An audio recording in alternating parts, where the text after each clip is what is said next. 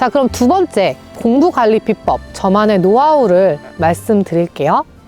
자, 먼저 첫 번째, 역산 스케줄입니다.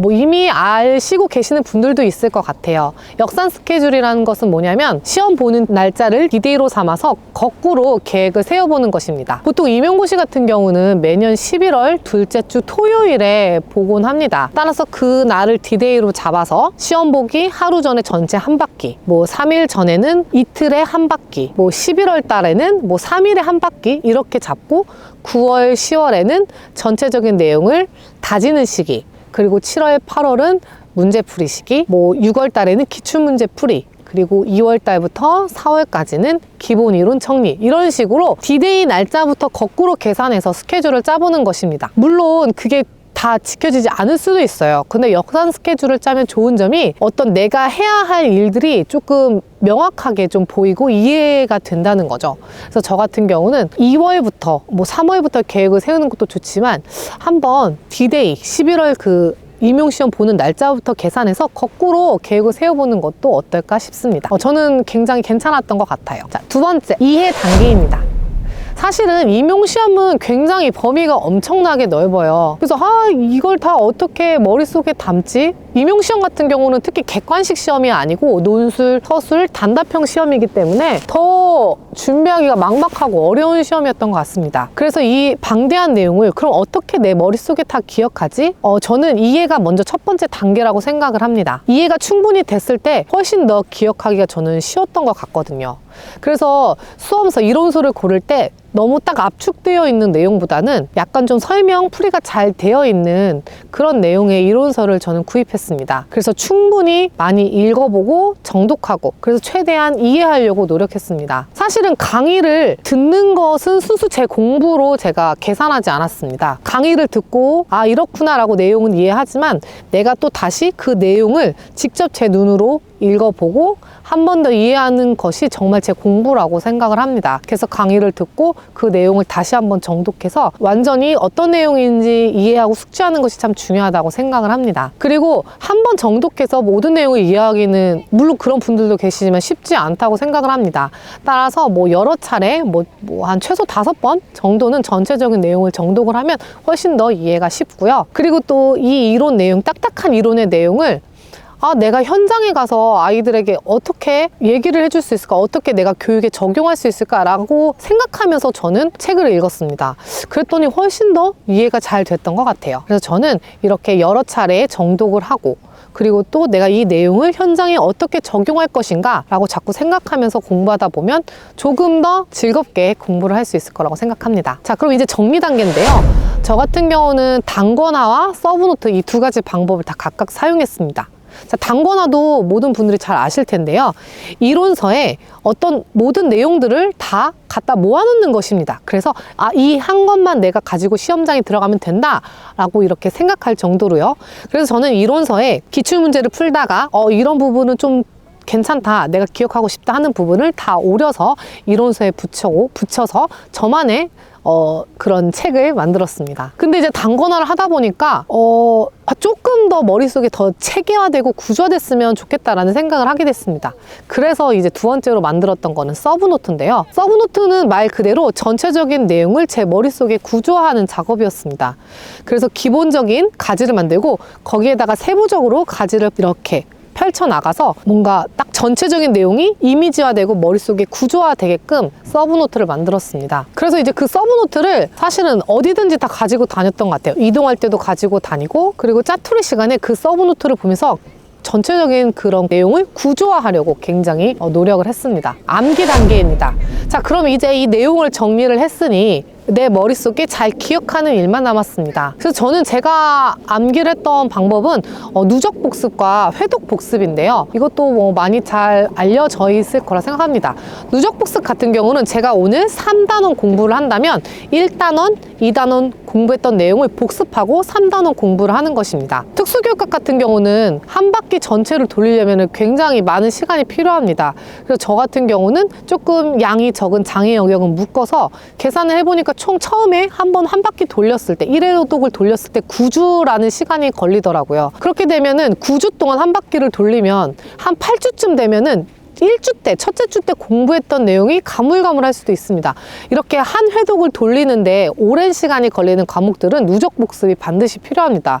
그래서 누적 복습을 통해서 앞에 있는 내용을 계속 반복을 해주고 하다 보면 훨씬 더 전체적인 내용, 전체적인 흐름을 이해하는 데도 좋고 기억하는 데도 굉장히 좋습니다. 근데 이제 그렇게 생각하시는 분들도 있어요. 아, 그러면 복습만 하다가 공부 시간 다 끝나는 게 아니냐라고 생각하실 수 있는데요. 앞부분을 반복해서 공부하다 보면 나중에는 점점 그 복습 시간이 굉장히 빨라지게 돼요. 그 복습을 한다는 게 정말 뭐 정독한다는 느낌보다는 큰 줄기들을 한번 확인한다는 느낌으로, 그리고 내가 공부한 것을 이렇게 한번 훑어본다는 느낌으로만 복습을 해도 기억하는 데 훨씬 더 용이합니다. 자, 그러면 이제 제가 또 사용했던 복습 방법 중에는 회독 복습 방법이 있는데요. 회독 복습 방법은 뭐냐면 한 바퀴를 돌리는데 걸리는 일수, 날짜 수를 점점점 줄여나가는 복습 방법입니다. 제가 아까 처음에 특수교육학 전체 한 영역 전체를 돌리는데 9주가 걸렸다고 제가 아까 말씀드렸잖아요. 그럼 두 번째는 조금 더 줄이는 거예요. 9주에서 한 7주 그렇게 한 바퀴 돌리고, 그럼 나중에 그런 식으로 계속 돌리다 보면 나중에는 3일에 특수교육학 전체 영역을 한 바퀴 돌린다, 이런 식으로 계산을 해서 회독 복습을 하다 보면 저는 훨씬 더 암기하는 데 도움이 많이 됐습니다. 그래서 누적 복습과 회독 복습을 저는 같이 병행을 해서 공부를 했습니다. 그리고 또 이제 암기하는 방법은 굉장히 또 여러 가지가 있어요. 학습장애를 공부하다 보면 거기 안에 효과적인 암기법에 대해서도 쭉 나오기도 하지만요. 사실은 오감을 다, 모든 수단을 다 동원해서 암기하는 게 굉장히 좋은 것 같아요. 그래서 저 같은 경우는 화장실에 제가 암기해야 될 내용을 코팅을 해서 양치를 하거나 샤워할 때 계속 눈으로 그것을 보았습니다.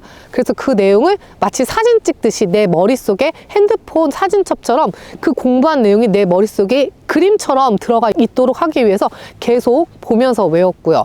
그리고 또 제가 눈으로 보면서 공부하기 어려울 때, 뭐 이동을 하거나 운전할 때는 제가 공부했던 내용을 입으로 말해본다거나 이런 식으로 계속 모든 수단과 방법을 동원해서 암기하려고 굉장히 애를 썼습니다. 자, 그리고 마지막은 인출입니다.